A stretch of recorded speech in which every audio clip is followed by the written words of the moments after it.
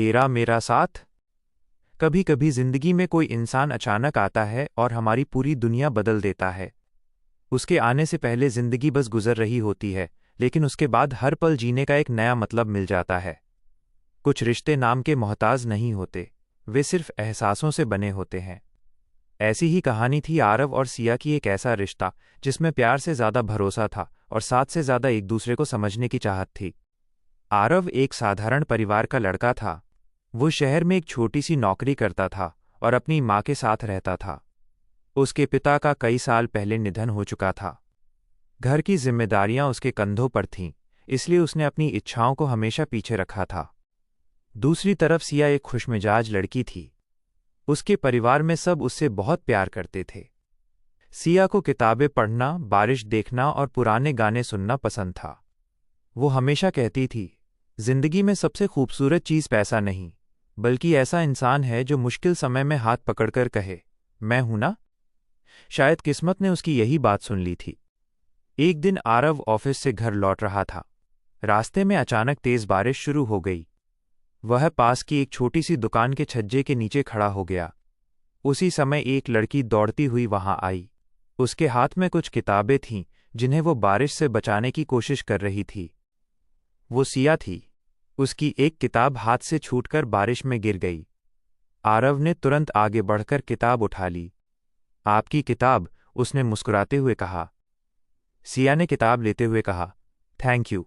अगर ये भीग जाती ना तो मेरी पूरी मेहनत खराब हो जाती। आरव ने कहा, किताबें भी अजीब होती हैं, खुद भीग जाती हैं, लेकिन इंसान को दुनिया समझना सिखाती हैं। सिया कुछ पल उसे देखती रही। आप किताबें पढ़ते हैं? पहले पढ़ता था, अब वक्त कम मिलता है। वक्त मिलता नहीं है या निकाला नहीं जाता? आरव पहली बार किसी अजनबी के सवाल पर मुस्कुराया। उस दिन बारिश तो कुछ देर बाद रुक गई, लेकिन दोनों के बीच शुरू हुई बातचीत उनके दिलों में कहीं ठहर गई। इसके बाद उनकी मुलाकातें बढ़ने लगीं। कभी बस स्टॉप पर, कभी चाय की दुकान पर और कभी उसी किताबों की दुकान के बाहर। धीरे धीरे दोनों एक दूसरे के अच्छे दोस्त बन गए। आरव को सिया की बातें सुनना अच्छा लगता था और सिया को आरव की खामोशी समझना। एक दिन सिया ने पूछा, तुम इतने चुप क्यों रहते हो?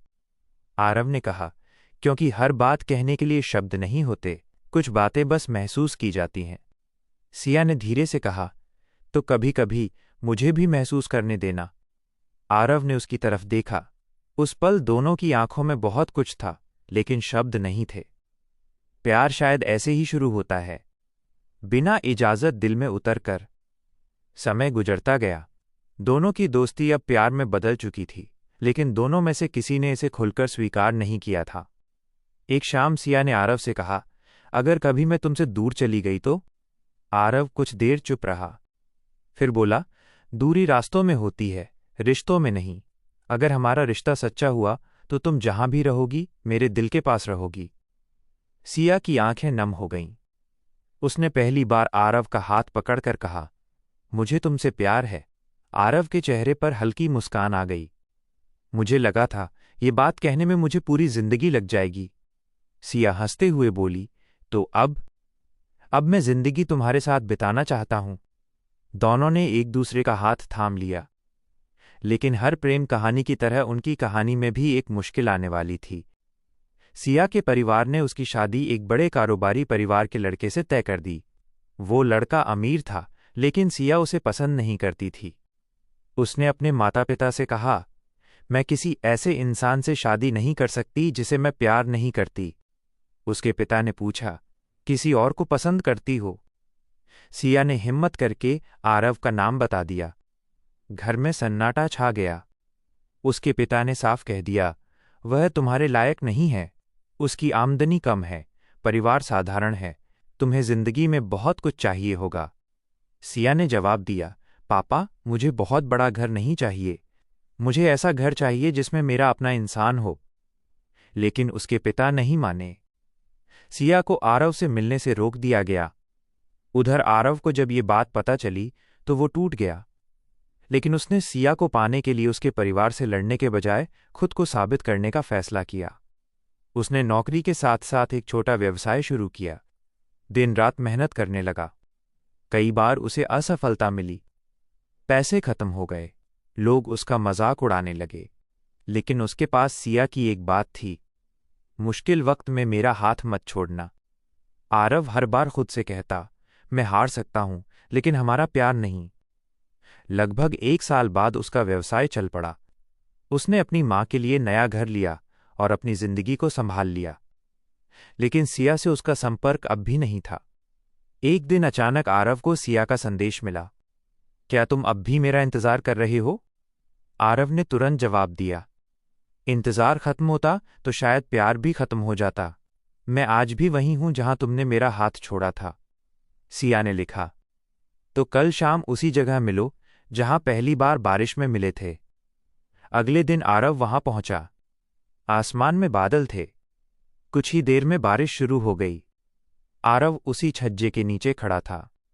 तभी सामने से सिया आती दिखाई दी। उसकी आंखों में आंसू थे और चेहरे पर वही पुरानी मुस्कान। आरव ने कहा, तुम आ गई। सिया ने जवाब दिया, तुमने बुलाया था ना, मैं कैसे नहीं आती। दोनों कुछ पल एक दूसरे को देखते रहे। फिर सिया ने कहा, मेरे पापा मान गए हैं। आरव को यकीन नहीं हुआ। सच? हाँ, उन्हें समझ आ गया कि प्यार सिर्फ अमीरी या गरीबी नहीं देखता, उन्होंने तुम्हारी मेहनत देखी है। आरव की आंखें भीग गईं। उसने सिया का हाथ पकड़ते हुए कहा, मैंने तुमसे वादा किया था कि तुम्हारा साथ कभी नहीं छोड़ूंगा। सिया मुस्कुराई, और मैंने भी कहा था कि मुश्किल वक्त में तुम्हारा हाथ नहीं छोड़ूंगी। कुछ महीनों बाद दोनों की शादी हो गई। शादी के बाद भी जिंदगी हमेशा आसान नहीं थी। कभी पैसों की परेशानी आती, कभी काम का तनाव, कभी छोटी छोटी बातों पर बहस। लेकिन हर बार दोनों एक दूसरे को याद दिलाते, हम समस्या के खिलाफ हैं, एक दूसरे के खिलाफ नहीं। यही उनकी सबसे बड़ी ताकत थी। कई साल बाद एक शाम दोनों अपने घर की बालकनी में बैठे बारिश देख रहे थे। सिया ने मुस्कुराकर पूछा, याद है हमारी पहली मुलाकात भी बारिश में हुई थी? आरव ने कहा, हाँ, उस दिन मेरी जिंदगी में बारिश नहीं, तुम आई थीं। सिया ने उसका हाथ पकड़ लिया, अगर उस दिन तुम मेरी किताब नहीं उठाते तो? आरव हंसते हुए बोला, तो शायद मेरी जिंदगी की सबसे खूबसूरत कहानी अधूरी रह जाती। सिया ने कहा, नहीं, कुछ कहानियां किस्मत खुद लिखती है।